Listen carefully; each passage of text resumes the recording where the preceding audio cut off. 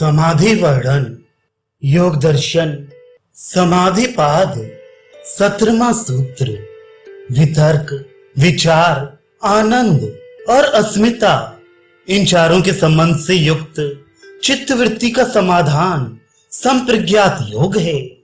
व्याख्या, संप्रज्ञात योग के ध्येय पदार्थ 3 माने गए हैं। पहला ग्राह्य अर्थात इंद्रियों के स्थूल और सूक्ष्म विषय, दूसरा ग्रहण अर्थात इंद्रियां और अंतःकरण, तथा तीसरा गृहीता अर्थात बुद्धि के साथ एक रूप हुआ पुरुष। जब ग्राह्य पदार्थों के स्थूल रूप में समाधि की जाती है, उस समय समाधि में जब तक शब्द, अर्थ और ज्ञान का विकल्प वर्तमान रहता है, तब तक तो वह सवितर्क समाधि है, और जब तक इनका विकल्प नहीं रहता, तब वही निर्विकतर्क कही जाती है। इसी प्रकार जब ग्राह्य और ग्रहण के सूक्ष्म रूप में समाधि की जाती है, उस समय समाधि में जब तक शब्द, अर्थ और ज्ञान का विकल्प रहता है, तब तक वह सविचार, और जब इनका विकल्प नहीं रहता, तब वही निर्विचार कही जाती है। जब निर्विचार समाधि में विचार का संबंध तो नहीं रहता, परंतु आनंद का अनुभव और अहंकार का संबंध रहता है, तब तक वह आनंद अनुगता समाधि है। और जब उसमें आनंद की प्रतीति भी लुप्त हो जाती है, तब वही केवल अस्मिता अनुगत समझी जाती है। यही निर्विचार समाधि की निर्मलता है। अब उस अंतिम योग का स्वरूप बतलाते हैं, जिसके सिद्ध होने पर दृष्टा अपने स्वरूप में स्थित हो जाता है, जो कि इस शास्त्र का मुख्य प्रतिपाद्य है, जिसे कैवल्य अवस्था भी कहते हैं। 18वां सूत्र, विराम प्रत्यय का अभ्यास, जिसकी पूर्व अवस्था है और जिसमें चित्त का स्वरूप संस्कार मात्र ही शेष रहता है, वह योग अन्य है। व्याख्या, साधक को जब पर वैराग्य की प्राप्ति हो जाती है, उस समय स्वभाव से ही चित्त संसार के पदार्थों की ओर नहीं जाता, वह उनसे अपने आप उपरत हो जाता है। उस उपरत अवस्था की प्रतीति का नाम ही यहाँ विराम प्रत्यय है। इस उपरीति की प्रतीति का अभ्यास क्रम भी जब बंद हो जाता है, उस समय चित्त की वृत्तियों का सर्वथा अभाव हो जाता है। केवल मात्र अंतिम उपरत अवस्था के संस्कारों से युक्त चित्त रहता है। फिर निरोध संस्कारों के क्रम की समाप्ति होने से वह चित्त भी अपने कारण में लीन हो जाता है। अतः प्रकृति के संयोग का अभाव हो जाने पर दृष्टा की अपने स्वरूप में स्थिति हो जाती है। इसी को असंप्रज्ञात योग, निर्विष समाधि और कैवल्य अवस्था आदि नामों से कहा गया है। यहाँ तक योग और उसके साधनों का संक्षेप में वर्णन किया गया। अब किस प्रकार के साधक का उपर्युक्त योग शीघ्र से शीघ्र सिद्ध होता है, यह समझाने के लिए प्रकरण आरंभ किया जाता है। 19वां सूत्र, विधि और प्रकृति लय योगियों का उपर्युक्त योग भव प्रत्यय कहलाता है। व्याख्या, जो पूर्व जन्म में योग का साधन करते करते विधेय अवस्था तक पहुंच चुके थे, अर्थात शरीर के बंधन से छूटकर शरीर के बाहर स्थिर होने का जिनका अभ्यास दृढ़ हो चुका था, जो महाविधेय स्थिति को प्राप्त कर चुके थे, एवं जो साधन करते करते प्रकृति लय तक की स्थिति प्राप्त कर चुके थे, किंतु कैवल्य पद की प्राप्ति होने के पहले जिनकी मृत्यु हो गई, उन दोनों प्रकार के योगियों का जब पुनर्जन्म होता है, जब वे योग भ्रष्ट साधक पुनः योगी कुल में जन्म ग्रहण करते हैं, तब उनको पूर्व जन्म के योगाभ्यास विषयक संस्कारों के प्रभाव से अपनी स्थिति का तत्काल ज्ञान हो जाता है और वे साधन की परंपरा के बिना ही निर्विष समाधि अवस्था को प्राप्त कर लेते हैं। उनकी निर्विष समाधि उपाय जन्य नहीं है, अतः उसका नाम प्रत्यय है। अर्थात वह ऐसी समाधि है कि जिसके सिद्ध होने में पुनः मनुष्य जन्म प्राप्त होना ही कारण है, साधन समुदाय नहीं। दूसरे साधकों को योग कैसे सिद्ध होता है सो बतलाते हैं। 20वां सूत्र।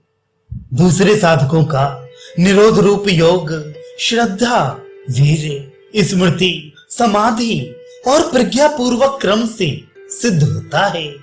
व्याख्या। किसी भी साधन में प्रवृत्त होने का और अविचल भाव से उसमें लगे रहने का मूल कारण श्रद्धा, भक्ति पूर्वक विश्वास ही है। श्रद्धा की कमी के कारण ही साधक के साधन की उन्नति में विलंब होता है, अन्यथा कल्याण के साधन में विलंब का कोई कारण नहीं है।